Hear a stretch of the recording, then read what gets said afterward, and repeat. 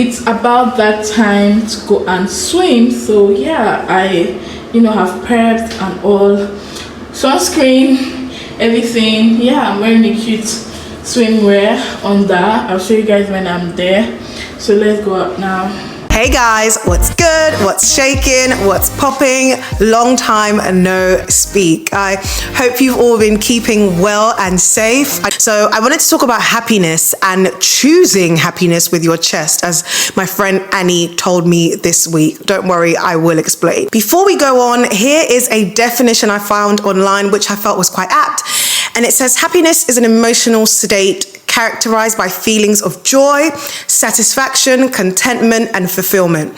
While happiness has many different definitions, it is often described as involving positive emotions and life satisfaction.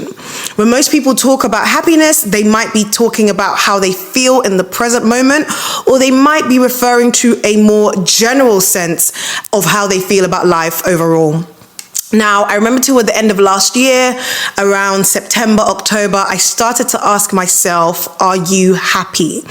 It wasn't pre-planned or scheduled, like a mid or quarter or 3/4 year check-in, but somehow the question just started to pop up out of nowhere.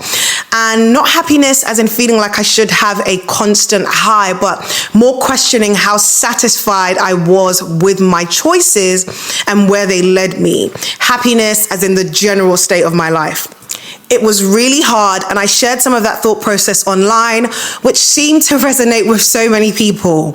There is so much bravery required to admit to yourself that you are unhappy, and even more bravery required to take action to change that, which I'll expand on a little later. But generally, the first step is admitting that you're unhappy, but shame tells a lot of us to keep quiet. So guys, we finally made it, and we've come to the end of the trip. Yeah, I'm on my way. I couldn't vlog when we're coming because it was late and a lot of issues here and there, but I'm done now. And yeah, I enjoyed my stay, even though it was just like a day. But yeah, everybody was great. So yeah, if you're not subscribed to me yet, subscribe now, thumbs up this video, and I promise to vlog the road trip back even though it's raining. But yeah, let's see how that would play out. We move. Bye guys. Until we have it all figured out. Now, the reasons for unhappiness or dissatisfaction typically differ from person to person, situation to situation. But for me, the main reasons were, number one, settling for mirages or the next best thing. Like when you know the thing you want, but somehow, maybe because you feel like you don't deserve it or possibly can't have it, you settle for something that looks like it, but isn't really what you want, right? We do this in so many areas, from career to relationships, projects, and so much more. Where playing safe means you go for gold-plated instead of real gold, right? That. The thing that's really tough to deal with here is that eventually you'll realize that mirages aren't real.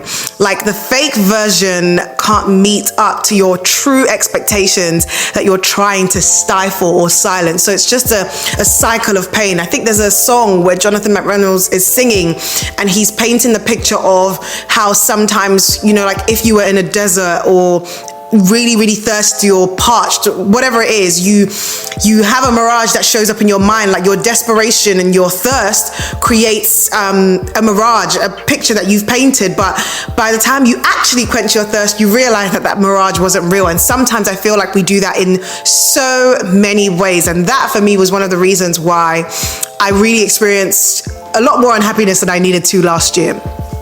Second reason for me was dishonoring my values. Now, this was a tough one to deal with because I often have a hard time articulating my values, and even whilst this was some of the root of my unhappiness, it was hard to wrap my head around because I didn't even know which values I was dishonoring, right? So sometimes the uneasiness, the dissatisfaction, or even general life experiences will reveal to you what your values are, even in the middle of dishonoring them, which blows my mind. Your gut, your knowing, your mind, whatever it is, will keep nudging you until you pay attention enough to explore explore and figure out, well, why do I feel violated? Right? Why do I feel uneasy? Why does this feel dishonest? Why is this so hard? And it's because what you're engaging in actively conflicts with your value system, right? Eventually, my therapist at the time did have conversations with me around identifying what my values are, like writing them down. And often I come back to journal and revisit what I believe my values are. I simply make a list and consciously try not to make it sound a particular way or match up to an ideal of what I think they should be or what would please others. And I feel it's something we should do or revisit often, maybe twice a year. If you want to do it more, go ahead. But I feel like that's important because we do evolve, and in line with that, our values change too. So it's important to actively take note of what your values are, what your value system looks like.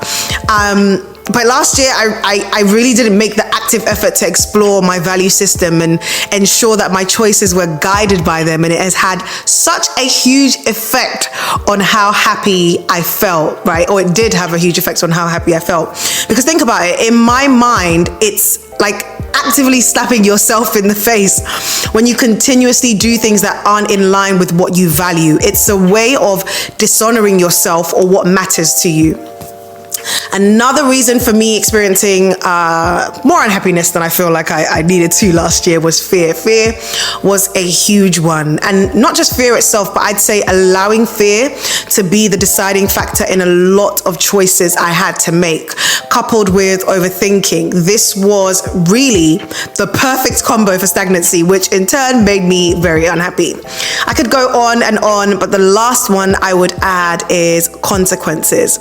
Thinking about the consequences of choosing happiness for myself made me remain in a space that I didn't like, a space that didn't serve my best self anymore. This is one I wasn't able to articulate fully until a conversation I mentioned with my friend Annie last week. He said there will be consequences to your happiness or the choices that you make that leads to your happiness, and you have to be aware of those, but still choose happiness with your chest, right? That took my breath away as soon as he said it, because as simple as it was, it just made everything click. It just made sense. Because the thing is, every decision has consequences, even the ones that are to aid our happiness and life satisfaction. And I think we know that, but don't always articulate it that way. We know it because sometimes the decision is to leave a relationship which has consequences, from that person being unhappy because of the end of the relationship or the breakdown of the network connected to the relationship you built with that person, right? Sometimes we have to make the decision to pivot, change careers, or take a different direction with a passion project or side hustle, like when I decided to stop making wedding cakes. The consequence to that may be that you face judgment from people who are disappointed or feel like you're making the wrong choice or are used to a particular version of who you are. Sometimes the consequence is simply that people don't get to enjoy the version of you that they used to experience. They don't get to enjoy the version of you that they are comfortable with. And that is a consequence to happiness. So sometimes we avoid making that decision because we don't want to disappoint those people, right? I could go on and on with examples of choices we make that make us happy and the consequences we are aware of, which sometimes hinder us from choosing that happiness. The antidote isn't making decisions that move you towards happiness without them being well thought out, but instead deciding that in spite of those things, you will still choose what serves you best. As with everything, there is a balance to be had, because what serves you best may not line up with the priorities you've decided on currently, or the season you're in, or even the resources you have available to you. In some situations, you may have to practice patience and delayed gratification, but other times you just have to be willing to take that leap towards what you know will make you happy, because really, in the words of Minister Drake, YOLO.